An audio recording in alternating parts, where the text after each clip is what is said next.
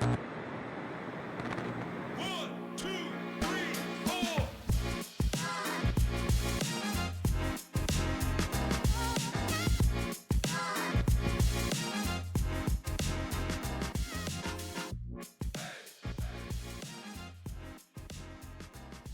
Hola a todos, bienvenidos al sexto capítulo de Telea al Habla.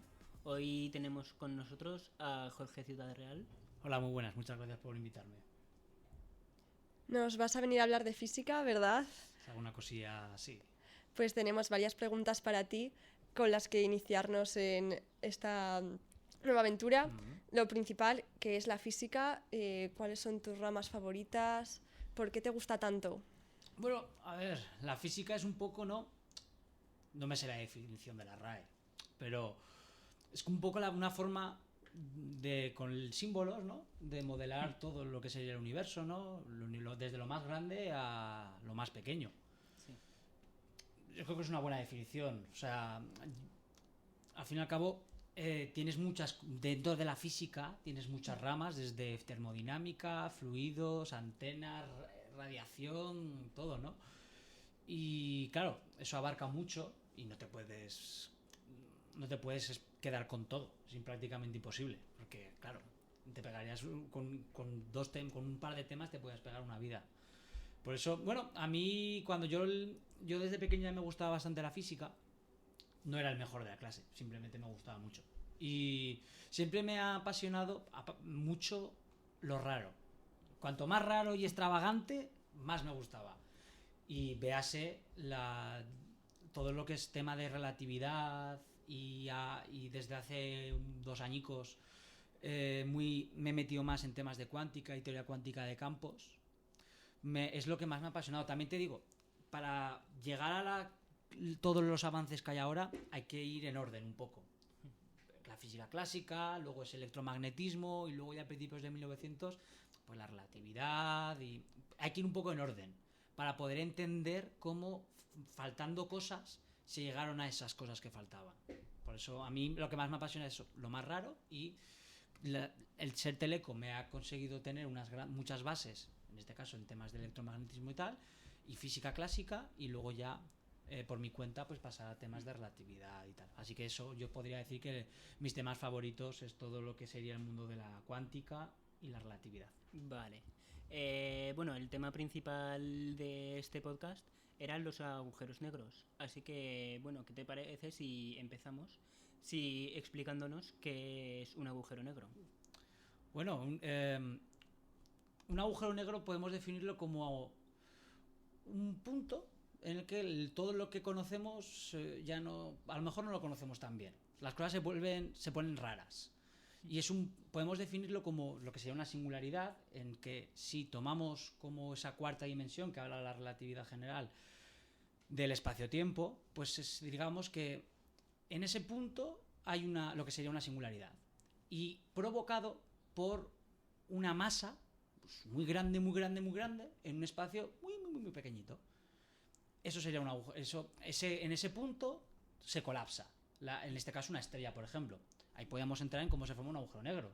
Un agujero negro es el equilibrio, o sea, una estrella, por así decir, es el equilibrio entre presión y gravedad. La presión que expulsa hacia afuera y la gravedad que va hacia adentro. Claro, la presión que ejerce hacia afuera son debidas a las reacciones nucleares que se forman en esa estrella.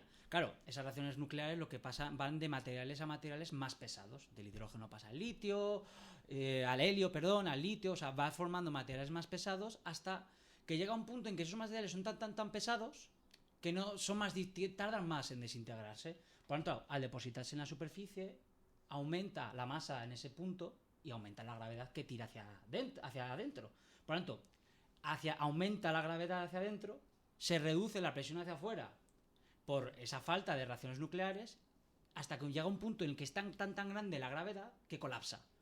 Teniendo en cuenta que además eso está rotando y forma lo que se llama corrimiento de Marco, que es una especie, como que arrastra esa rotación de esa estrella, arrastra ese espacio-tiempo como si tuvieras una pelota y una toalla y tú la arrastras con mucha fuerza, pues eso sería ese corrimiento de Marco, ahora no me acuerdo, pero y así es como se formaría ese agujero negro, por Y así decir. con lo último que has dicho, puede ser la razón de que se dice que no se pueden salir de los agujeros negros. Bueno, puede ir por ahí. Bueno, a ver, la verdad es que, mira, tú imagínate en la Tierra, tú quieres lanzar un cohete hacia afuera del espacio. ¿Qué es lo que te impide? La gravedad. Y hay un punto crítico en el que tú puedes romper esa aceleración. Pues esa velocidad de escape, que claro, cuando tú sigues las cuentas en un agujero negro, la velocidad de escape, que es la que tendrías aquí en la Tierra, por ejemplo, para salir de la Tierra, ¿vale? Con un cohete o con lo que sea, bueno, pues aquí, pues guay. Pero claro, va con la inversa, aparte de la fuerza que tiene el agujero negro, la atracción y todo eso, va con la inversa del radio, por tanto, a mayor radio, a menor cuanto más te acerques, más fuerza, más velocidad de escape necesitarías. Claro, en un agujero gusano, en un agujero negro, perdón, si tú haces las cuentas en los bordes, en ese horizonte de suceso, necesitarías ya solo la velocidad de la luz. Claro, cuanto más te acercas, más dentro estás de ese agujero negro, mayor es esa velocidad de escape. ¿Qué implica eso? Que no puedes, el principio de causalidad te dice que no puedes ir más rápido que la velocidad de la luz, así que simplemente Sería imposible. Por eso los fotones, por ejemplo, no escapa nada, salvo esa radiación de Hawkins que bueno, va por el efecto Swinger, pero bueno, los fotones no salen de ese agujero de gusano. ¿Cuál es el problema que hay? Que de ese agujero negro, perdón, otra vez. ¿Cuál es el problema que hay? Pues que nos queda, que no podemos ver nada de lo que hay desde fuera, desde un punto de vista desde fuera del agujero de negro. Así que no veríamos nada de lo que hay dentro, así que necesitaríamos meter algo dentro para poder observar desde fuera qué es lo que está pasando ahí o qué hay, así que no sé. Ahora mismo no seríamos capaces de ver lo que de verdad es esa singularidad. Y a altas velocidades el tiempo va a distinta velocidad dentro en función de por dónde vayas, ¿no? Bueno, en general va con altas... Cuando eso sería más lo que hemos hablado antes de los agujeros negros, sí, sería más la relatividad general, que retiene esa desfase temporal, pero por la masa, por un aumento de masa, por esa curvatura espaciotemporal. Pero cuando tú estás a altas velocidades, que sería lo que será la relatividad especial, a altas velocidades, digamos que... Yo siempre pongo un ejemplo, que no es el mejor, pero es uno que se me ocurrió así en una charla que di, que fue que tú imagínate que vas con un coche a 120 km por hora. Sí. Si tú te pones al lado del coche, y imagínate que vas a 110, con respecto al coche de 120, ¿tú a qué velocidad vas? Vas a 10 km por hora, ¿no? Claro. Con el otro coche. Vale, pues ahora imagínate el tiempo, vale, porque aquí hago un paréntesis, aquí tenemos que definir lo que sería el tiempo propio, que es el tiempo como si pusiéramos un reloj, un tic-tac con respecto a esa partícula o esa persona que va. Se suelen utilizar partículas de prueba, que se llama un fotón, sería una partícula de prueba porque no tiene masa y al no tener masa no curva el espacio-tiempo, por lo tanto ahí evitamos aproximaciones y de varios órdenes.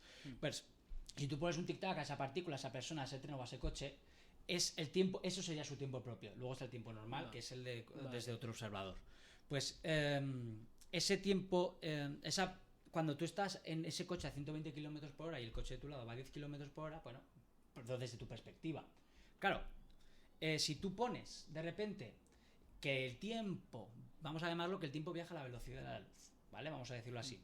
Si yo voy a 120 km por hora y el otro va a la velocidad de la luz, pues ni me entero.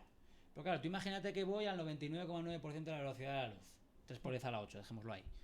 Y voy a una distancia tal. Claro, con respecto a ese tiempo, mi diferencia temporal es más pequeñita con respecto a uno que está parado. Sí. Claro, es como, digámoslo, que como que le cuesta más, ¿no? Como que ha pasado algo ahí. Pues eso tiene su matemática y su todo, con contracciones de Lorentz y tal. Y pues eso es lo que explicaría ese desfase temporal producido por un aumento de la velocidad. Claro, insisto, a velocidades pequeñitas no nos enteramos. En los satélites se tienen que tener en cuenta esos desfases temporales, porque los satélites van a una velocidad ya bastante alta. Estamos hablando de que depende de qué tipo de satélite, de qué órbita tiene, la Molinilla, por ejemplo, de los rusos o lo que sea. Estamos hablando de que puede hacer un mismo satélite dos veces la Tierra en un día. Sí. Claro, es una velocidad bastante alta.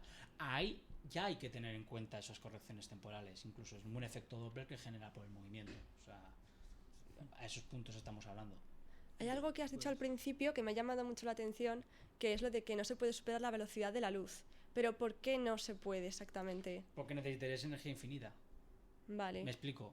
La ecuación famosa de que Einstein, Ujú. que se queda, que es una parte de la ecuación, porque luego se añade el momento, que es E igual a mc cuadrado. Claro, Sí.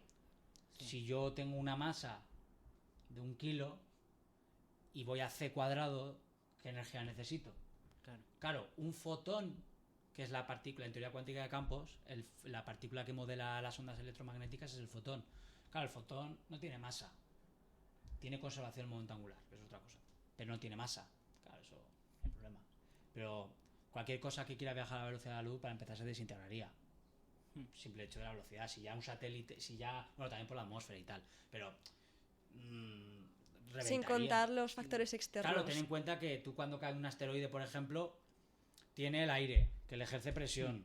Claro, a la velocidad de la luz, yo no sé si el aire le dará tanto tiempo porque al fin y al cabo, si lo vemos el aire como un fluido, tiene que apartarse para que pase Sí. eso de ahí, ¿no? Ese asteroide, claro. Eso sería más complicado. Ya. Por eso se podría superar en parte. De hecho, ahí está el tema de los taquiones. Que dicen los taquiones, pues son unas partículas que viajan más rápido que la velocidad de la luz. Yo te puedo asegurar que cuando haces las ecuaciones y de repente te aparece un taquión, vas mal. No, pues no, porque no, la causalidad no te va a permitir. Los taquiones porque- tienen mala pinta, No, mala entonces. pinta. Siempre han hecho ejemplos del teléfono taquiónico, de que viaja más rápido que la velocidad de la luz, ¿no? Hemos dicho, claro, tú imagínate que yo tengo un teléfono taquiónico y yo tengo algo que está, pues yo que sé, donde sea. Y yo voy a mandarle un WhatsApp. Y yo le voy a decir hola y el otro me tiene que decir qué tal. ¿Vale? Claro, una Vale. conversación normal. Una conversación normal. Pues yo le voy a mandar, yo digo, voy a escribirle hola. Si mi teléfono fuera taquiónico, yo antes de mandarle el hola recibiría el qué tal. ¿Sabes lo que es? Claro, aparecen estas cosas que dices tú, esto no tiene sentido. ¿Y eso Espacio-temporal. porque es así? Por el simple hecho de viajar más rápido a la velocidad de la luz, superas al tiempo. Suponiendo que eso, de viajar más que viajar a la velocidad de la luz, pero como ejemplo. Pero que eso, los taquiones no existen. O al menos no creo que existan. Pero te estás equivocando si te aparece un taquión. Si sigues con las ecuaciones y tal y aparece algo parecido a eso, vas mal. Vale. No creo que tal. ¿Y nos puedes explicar tú qué quiere decir eso de que el universo es plano? Bueno, en las ecuaciones de Einstein de relatividad hay un factor, si sigues en la cosmología, que es la siguiente, lo que seguiría a la relatividad general, que es el estudio del universo, del cosmos y todo eso. Hubo dos señores, Friedman y Hubble, que hicieron un trabajo fenomenal, muy exhaustivo, con todo este tema, que se preguntaron de cosas de expansión del universo, porque para empezar Einstein decía que el universo no se expandía, era estático. De hecho, en su ecuación, que luego denominó el mayor error de su vida, hizo lo que sería una cosa de una sigma mayúscula, creo que es, que no sabes, que no me sé la letra, pero creo que era una sigma o una gamma. Y no, gamma no. Y bueno, da igual. Que ese valor se opuso como un valor de estaticidad del universo, que era estático. Luego se dio cuenta que no. Le demostraron a estos señores que no, te estás equivocando, de que el universo se expandía. Si sigues, pues aparece un valor K que puede ser positivo, negativo o igual a 0. Si es igual a 0, estamos hablando de que el universo es plano. Claro, ¿qué significa que el universo, que esa K sea igual a 0? Bueno, el universo, ese tema de expansión del universo se modela como un fluido perfecto. Cuando hablamos de fluido perfecto es que es comprensible, es decir, tiene una densidad constante, no tiene viscosidad, tiene unas cositas de un tensor de energía-momentum que tal, ¿vale? Esa K, ese valor de K, cuando K es igual a 0, estamos hablando de que estamos en una K igual a 0, lo que será un modelo de De Sitter, que pues se llama así, ¿no? Sí. Que no tiene materia, no tiene radiación y solo usa energía oscura. Simplemente son propiedades como... son parámetros de densidad cósmica en un fluido perfecto, ¿vale? Simplemente. Vale. Eso lo que significaría que estamos que rige las normas euclídeas, ¿vale? Que es decir, la distancia más corta es la línea recta, cosas así. Luego tenemos que para valores negativos y para valores positivos. Si es positivo, tendríamos lo que sería un universo cerrado, es decir, una esfera. Sí. Sí. Una curvatura, una esfera. Claro, ¿qué ocurriría? Que habría un momento en que llegaríamos a un límite y por atracción volveríamos al centro. Esa está la teoría del Big Crunch, no del Big Bang, del Big Crunch, es de la atracción. Claro, si los que siguen esta teoría dicen, ¿cuántas veces habrá pasado esto? Que ha vuelto todo a colapsar, ¿cuántas veces ha pasado tal? Y luego está desde un punto de vista desde un universo abierto, que se llama pues de silla de montar, ¿vale? Que tiene una expansión eterna, pero nunca llegaría a cero, sería como asintótico, ¿no? Se cree que el universo es plano o muy cercano a ese valor. A nivel, pero si nunca le tienes claro, insisto, estos son teorías. No es nada seguro, Nada, entonces. nada Aún seguro. no hay nada comprobado. Nada, son todo teorías que modelan cosas. Hasta que no descubramos mejor el modelo estándar y tal, pues. Ya. Y bueno, otra cosa que te quería preguntar. Ujú. ¿Qué es el corrimiento a rojo? Oh, qué ¿Y por qué se produce? La literatura lo llama como redshift. Toda esta literatura está en inglés. O sea, si no sabes inglés, si te quieres meter en esos temas, si no sabes inglés, tienes un problema. Sí. Porque los mejores libros, yo al menos no los encuentro traducidos. O sea, es muy bueno saber inglés. Se llama redshift. Es una de las evidencias, ¿no?, de la relatividad, de las pruebas de la relatividad. Hay 4. Una es el perihelio de Mercurio, que es un poco caótico. La órbita de Mercurio no sigue un periodo constante, y esto es porque tienes el Sol al lado, curvas el espacio-tiempo, está más cercana de esa curvatura y bueno, hace cosas un poco raras, ¿no? Luego tenemos la deflexión de la luz o la curvatura que genera la luz cuando pasa por un objeto masivo, ¿vale? Que esa curva de la trayectoria, por ejemplo, para el Sol, si usas una partícula de prueba que no tiene masa, bla bla bla bla, llegas a que es de 1,75 segundos de arco la curvatura, o sea, nada, pero ahí está. Luego tienes la de el efecto Zafiro, que es la que se forma, la que forma ese desfase temporal por la masa, por la gravedad. Y luego tenemos ese corrimiento al rojo, lo que llaman también el efecto Doppler gravitacional, que para el caso del Sol, por ejemplo, si tú coges una longitud de onda recibida y la emitida, la diferencia de longitudes de onda es de 2 por 10 a la menos 6, o sea, nada, pero sigue estando. Ese corrimiento al rojo es producido por el movimiento relativo de cuando te llega un rayo, cuando te llega algo, pues tu movimiento con respecto a lo que te llega, ese movimiento relativo, por así decirlo, ¿vale? Claro, esto, un ejemplo muy bonito, es en las estrellas. Tú te vas a una noche y te pones a mirar el cielo y dices, ¡oh, qué chulo! Sí. Claro, seguro que veis en algún momento algo que parpadea. Rojo, Sí, es por verdad. ejemplo. Muchas veces. Sí. Vale, ¿qué es eso? Tú imagínate que esa estrella está emitiendo luz. Claro, con respecto a esa estrella, pues yo me estoy alejando o me estoy acercando. Pero si me estoy alejando, ¿qué pasa con esa frecuencia? Cambia. Claro, aumenta porque me alejo. Es decir, si aumenta la frecuencia, disminuye la longitud de onda. ¿Qué implica disminuir la longitud de onda?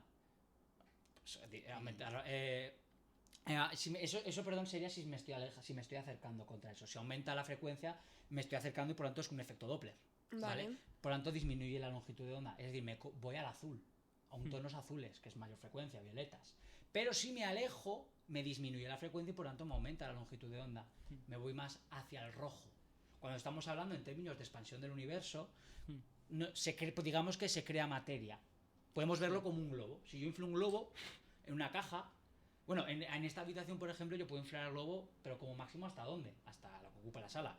Si yo inflo el globo en una cajita pequeñita, puedo inflarlo hasta lo que ocupa la cajita. Claro, si vemos la expansión del universo así, la pregunta es, ¿sobre dónde me estoy expandiendo? La pregunta es, ¿el universo es infinito para expandirse muy buena. tanto? Claro, eso no se sabe. Hay una teoría del multiverso, de los universos bebé y tal, de lo que llamaba Hawkins la cosmología cuántica, que parece un poco contraproducente, ¿no? Cosmología, algo muy grande, y cuántico, algo pequeñito, ¿no? Yeah. Lo que hace es ver el universo como si fuera una longitud de onda. Da igual. Entonces sí que le pone una longitud. A mí no me ha quedado claro. La cosa es, claro, es lo que te digo. ¿Sobre qué nos estamos expandiendo? Porque si nos expandimos es que algo hay afuera, más afuera aún. Claro. Es que hay algo ahí, un hueco, ¿no? Claro, insisto, esto es todo teorías. Todavía se sigue Claro. estudiando. Es que claro, necesitamos, cuando hay mucha filosofía, hay muchos libros de divulgación que cuentan muchas cosas, claro. Muchas veces yo siempre, cuando te inicias en estos temas, yo siempre digo que te cojas un libro de divulgación antes de tirarte las ecuaciones, porque yo creo que las ecuaciones eclipsan mucho el significado tan profundo que tienen otras cosas y por eso los libros de divulgación cuentan muchas cosas de estas, sí. Claro, una teoría, otra, hasta quedas con la acertada. Bueno, pues creo yo que ha estado bastante interesante esta introducción sobre la física general. Así que ahora, pues bueno, vamos al objetivo del podcast, que es de, bueno, relacionarlo con nuestra carrera, la ingeniería de telecomunicaciones. Así que dinos, ¿qué relación tiene la física cuántica con Teleco? Bueno, la cuántica está presente desde la electrónica hasta bueno, desde, no, a lo mejor en la electrónica, en muchos campos, mejor dicho. En la electrónica, por ejemplo, la tienes en los transistores, Sí. en las uniones NPN. Claro, tú imagínate, claro, cuando hablamos de electrones, vemos más, es más una nube, una función de onda. Claro, si yo, por ejemplo, yo un transistor que lo pongo en corte o en activo, olvido saturación. Corte activo, es decir, paso o no paso, como un interruptor, un switch. Paso o no paso, paso o no paso. Claro, ¿qué es el problema que están teniendo los transistores? Que yo cada vez quiero meter en un espacio más pequeño más número de transistores, que implica hacer los transistores más pequeños. Cuando estamos hablando ya de temas cuánticos, o sea, tamaños cuánticos, mejor dicho, las uniones PN son más pequeñitas aún. ¿Qué problema? Pues que aquí ver el electrón como una corriente eléctrica desde un punto de vista macroscópico, pues ya no se puede, hay que irse más al detalle, por eso existen también, entre otros motivos, tantos transistores y cada vez más.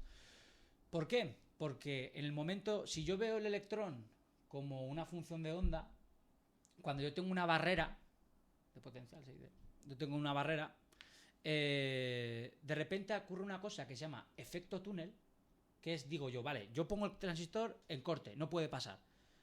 Pero en esos tamaños tan pequeños, de repente, es como si cierro una puerta, pero de repente pasa algo de corriente y dices tú, ¿pero y esto?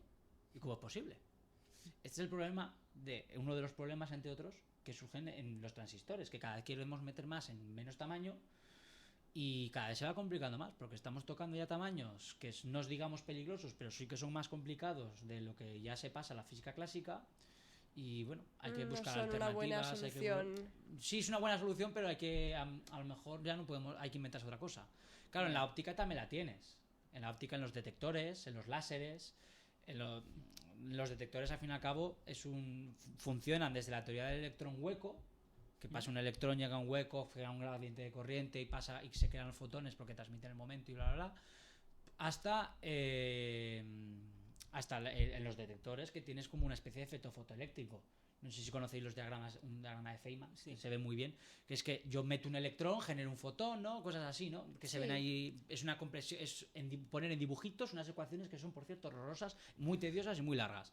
Pues esa forma de que, oiga, me llega un fotón, genera un electrón y que genera una corriente, es decir, paso de lo óptico a lo eléctrico. Pues ahí tenemos también cuántica, por ejemplo. Y bueno, así de primeras no se me ocurren más, pero seguro que hay más, seguro.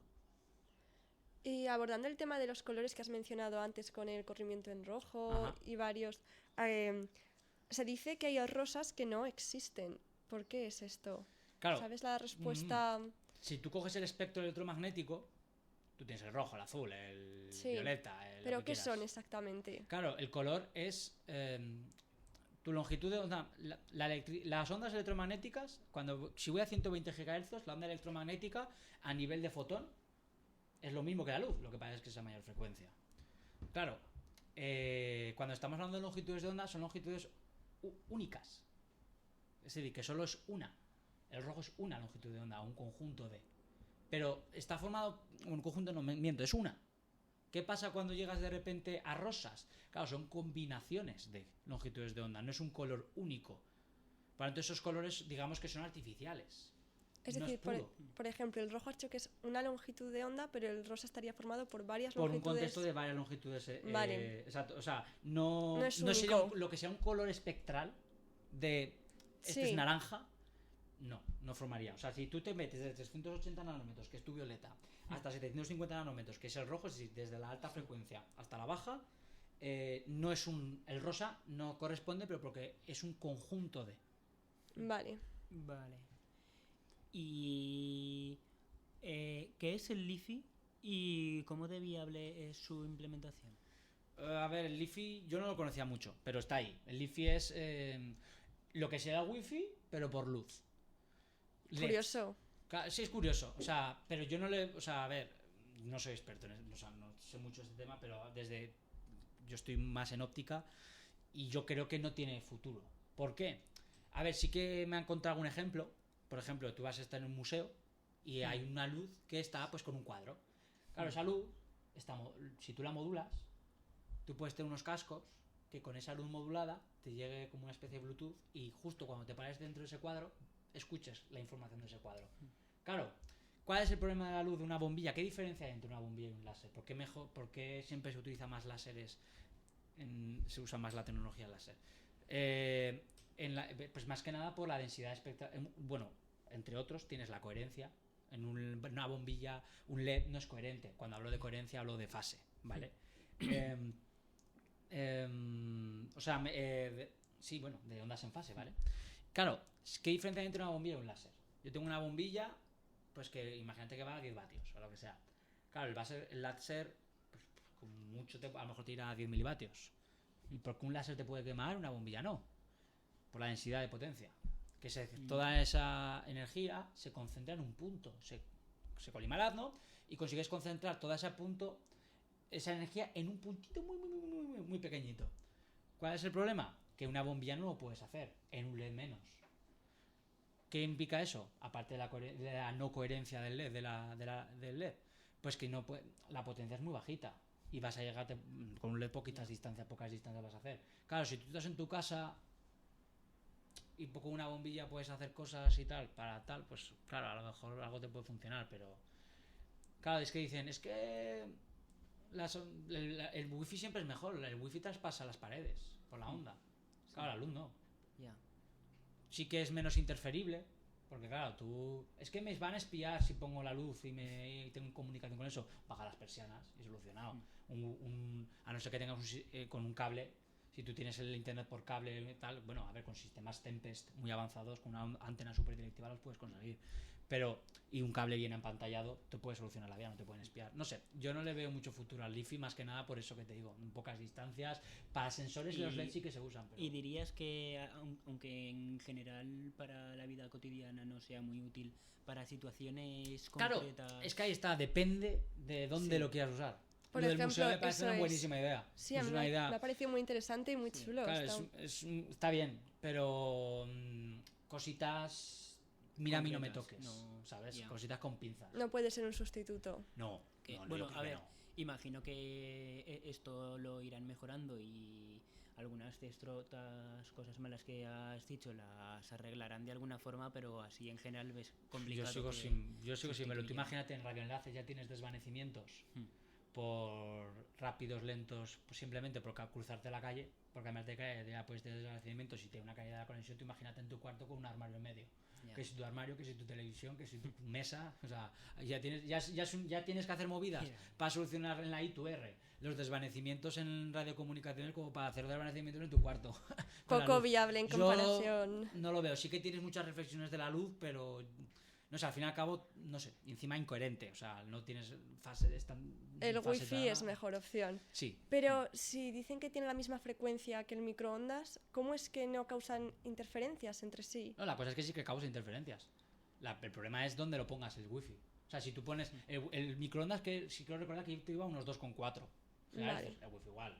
Claro, si pones el wifi en la cocina, pues hombre, pues estás jugando. Claro, estás jugando. O sea, si es una serpiente. No es buena idea. Si es una serpiente. Si se mueve como una serpiente y se sea como una serpiente, será que es una serpiente, ¿no? Pues esto igual. Claro, la cosa es que los ingenieros somos muy listos y dijeron, a ver cómo podemos solucionar este tema. Entonces, luego es que se interfiere, no mucho, pero ahí está.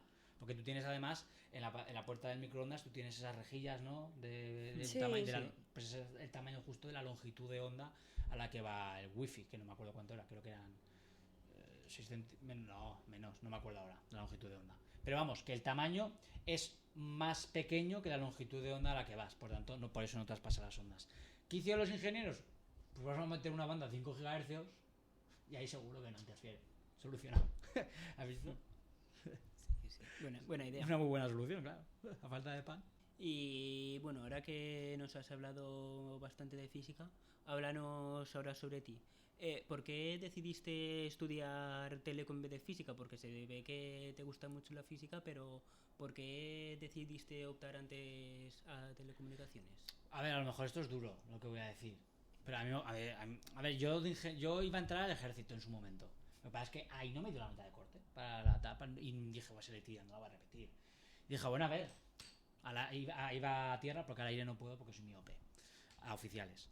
Y bueno, y dije yo, bueno, a ver, a mí la física me priva.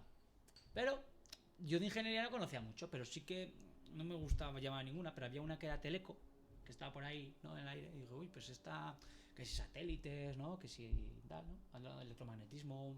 No había química, porque a mí la química no se me da fatal. Soy un nefasto para la química. No hay dibujo técnico, nunca he dado dibujo técnico. Y dije yo, también está bien, está mola. Encima tiene un poco de todo, que si programación, que yo era bastante nulo. Tiene un poquito de todo, ¿no?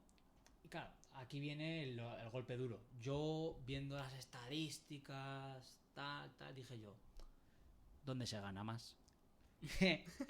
Y vi que Teleco. Y dije yo, pues Teleco, ¿no? Aquí nos importa el dinero, ¿no? Claro, la buchaca, o sea, el pan es el pan, ¿no? Pues Sí. esto es. Y yo lo vi así.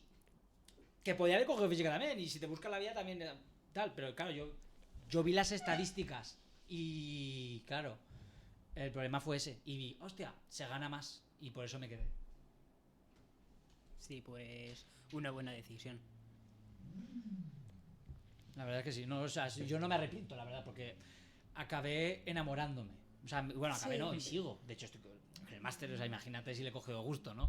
Pero me ha gustado mucho, la verdad. Estoy muy contento, no me arrepiento de nada. Fue un pero sí cambio radical de decir, me quiero meter al ejército. No, Totalmente, ahora sí. cambio a Teleco. Totalmente.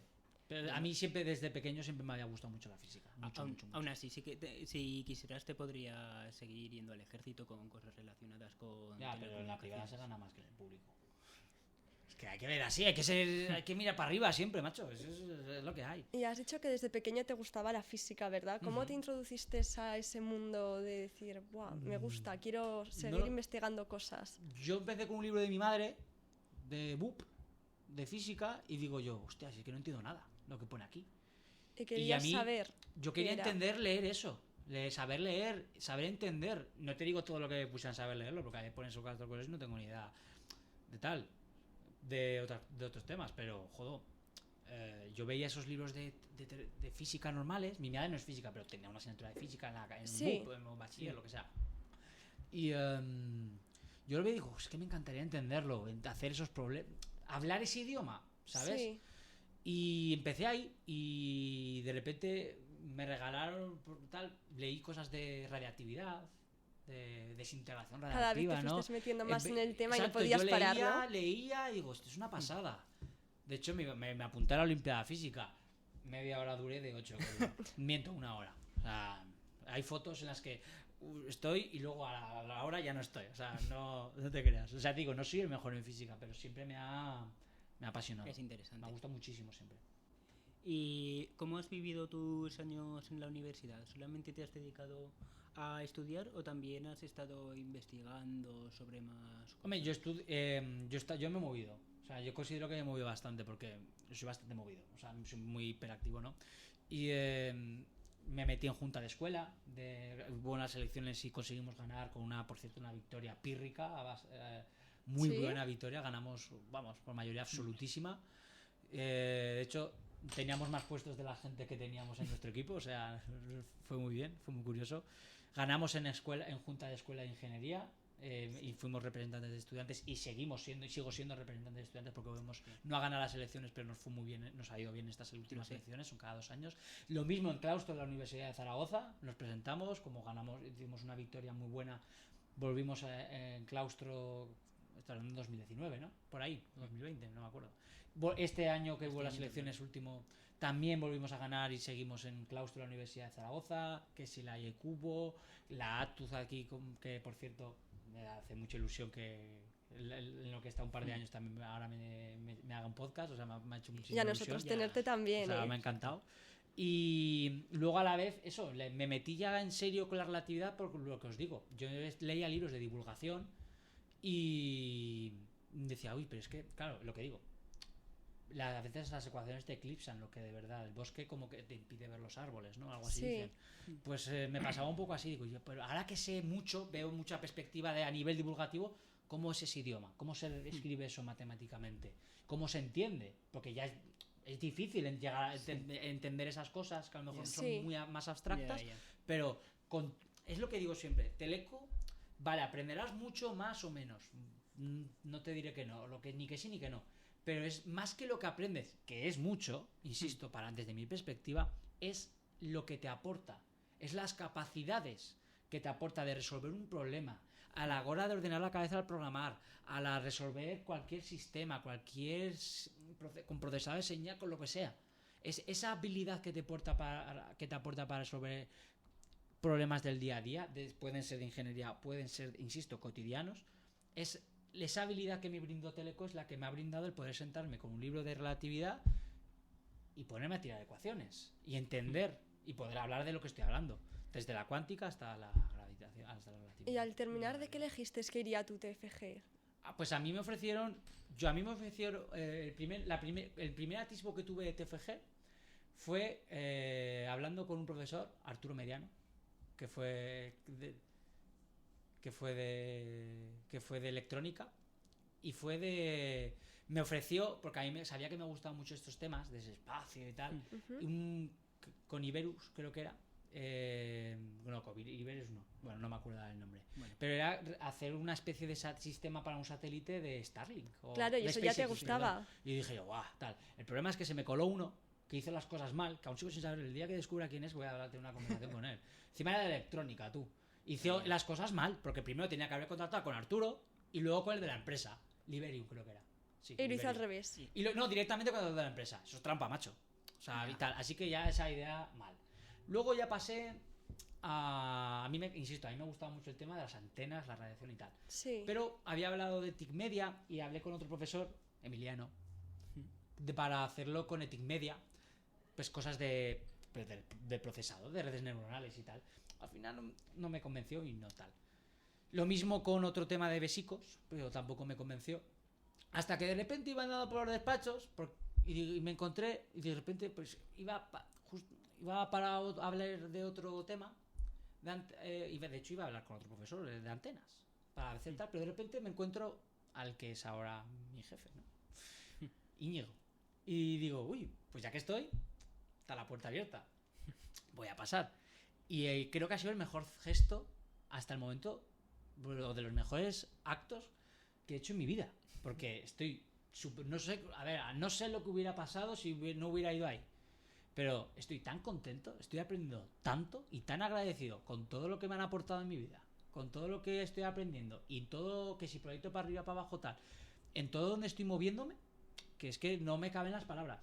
Y fue la mejor decisión de hablar con Íñigo y Carlos para que, oye, y a mí me gusta mucho cacharrear, no sentarme en un ordenador y programar. No. Y digo, pues tal, con óptica, y encima que cacharreé mucho antes de empezar con el TFG, hice bastantes cosas, que es con un telescopio, tal, muy chulos, Sí. para apuntar con un láser cosas de atenuación atmosféricas. Y hice el TFG de un radar a 120 GHz, que es mucho, por cierto. O sea, al menos nunca había visto ese número en gigahercios, nunca lo había escuchado. Así que imagínate. Ya. Y aprendí tanto también, que fue duro, ¿eh? Y fui muy pesado también, porque había muchas cosas que no sabía. Es que lo disfrutases. Pero disfruté y aprendí tanto de radar. Ahora estuve con una cosa llamada vedómetro, que es la continuación del proyecto del radar. Estoy ahora con una interferometría que se me está atascando un montón, pero me doy cabezazos y eso al fin y al cabo aprendes también en eso, ¿no? Aprendes a madurar en ese aspecto. Y ya te digo, estoy tan... Dale, ahora a lo mejor consigo pasarme a cosas de óptica integrada por aprender más de esos temas que no tengo ni idea. Y no sé si al final pero si lo consigo sería un mundo. Porque en un futuro te gustaría seguir dedicándote a esto con lo que estás, o ya te gustaría centrarte en alguna otra cosa, ser Pues es que astronauta incluso. Pues es que no lo tengo ni claro aún. O sea, porque empecé a doctorarme, pero luego me da que no, porque me da una pereza, tantos años además, tal. Yeah. Luego, claro, es que hay un máster también en ciencias, que es de ciencias del universo, de astropartículas y todo eso, que me llama un montón, la verdad, pero es que también me da una pena de tantos años estudiando, tantos años yendo a clase como para 2 años más. Todavía tienes dudas. También entonces. tengo dudas, pero mira que me gusta, ¿eh? Sí. Y luego, claro, no lo sé, porque no lo sé. A lo mejor acabo en electrónica, acabo en tal. Me gusta todo, menos la telemática. Me gusta todo. Pues como en tu TFG tuviste muchas alternativas hasta al final acabar en la que tú querías realmente, Exacto. pues en el futuro igual. Se No te lo sé, presentan no. muchas opciones hasta que Probar elijas. muchas cosas hasta que Totalmente, encuentres. totalmente. O sea, y a mí ya te digo, me gusta mucho. Y sobre ya todo lo que aprendiendo. digo con el grupo, con GTF, Grupo de Tecnologías Fotonal. No solo dónde aprendes, ni con quién aprendes, que también, sino el ambiente en el que aprendes. Que eso es, y cuando el ambiente es bueno, todo es bueno. Yo lo veo así, sí. Y es una pasada. O sea, yo estoy contento es poco. Aunque a veces estoy amargado, no me salen las cosas, Bueno, o me frustro, o no me aclaro. Tal, en el fondo solo hay gratitud. Porque estoy haciendo lo que me gusta. Aunque no me salgan las cosas. Y eso es lo más Sí, es importante. De verdad, y no lo digo como discurso filosófico, moralista, de que yo los odio. Lo digo de verdad, yo lo siento así. Y yo estoy muy contento ahora mismo. Y para finalizar, ¿podrías recomendarnos alguna lectura para que la gente se Ah. iniciase con la física o algún Sí. libro que te haya gustado sobre el tema? O sea, a nivel de estos temas de relatividad y Sí. tal, yo el primer libro que me leí fue Agujeros Negros y Tiempo Curvo de Kipstorm, que me parece, claro, yo te voy a contar mi narrativa, a lo mejor otro te dirá otro, pero mi libro es para empezar, insisto, para que veas en los árboles y no solo el bosque. Hiperespacio de Michikaku es bueno, Agujeros Negros y Tiempo Curvo de Kipstorm es bueno, El Universo Elegante de Brian Greene es bueno, está bien, está bien, está muy bien, ¿vale? Luego ya hay otros libros que son más complicados, de Roger Penrose, Ciclos del Tiempo, La Mente del Emperador, son más largos, son tediosos, porque encima Penrose era matemático, bueno, y estos también eran físicos de partículas, de cuerdas y de todo eso. Otro, pero ya que quieres empezar a tocar cosas, y no es de física estás... La colección de Leonard Susskind de Theoretical Minimum son una maravilla. El de mecánica clásica, todos en inglés. Todos son todos en inglés. Los de antes ahí están en español, ¿vale? Estos ya son en inglés. De mecánica clásica, mecánica cuántica, relatividad especial y teoría clásica de campos y relatividad general. Son muy buenos libros para iniciarse.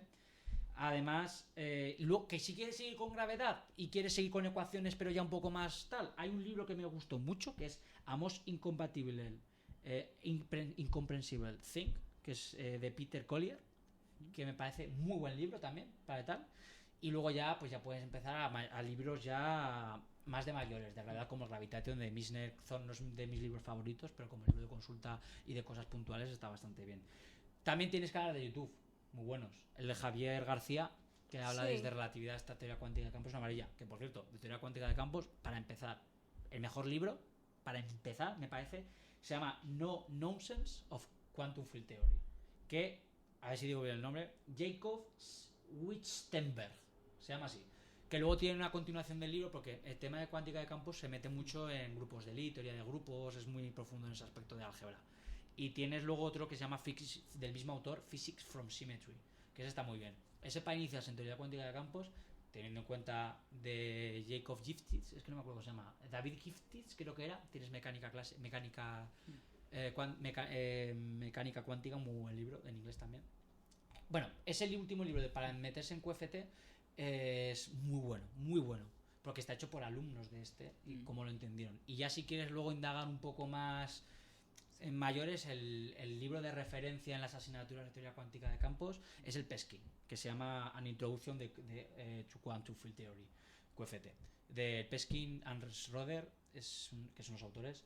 Es un libro ya de mayores, ya tal, que de introducción en mi opinión tiene poco, eso hay que saber ya un poquito más de lo que estás hablando. Bueno, pues ha sido muy interesante. Yo me apuntaré alguno de estos libros que nos acabas de decir. Y bueno, muchas gracias por haber venido. A vosotros por invitarme, de verdad. Y bueno, esto ya es todo por hoy. Ya nos vemos dentro de un mes con ya el último capítulo de la temporada, ¿no? Sí, eso parece. Se nos acaba este curso ya finalmente. Así que esto ha sido Telecual Habla y nos escuchamos en la siguiente conexión.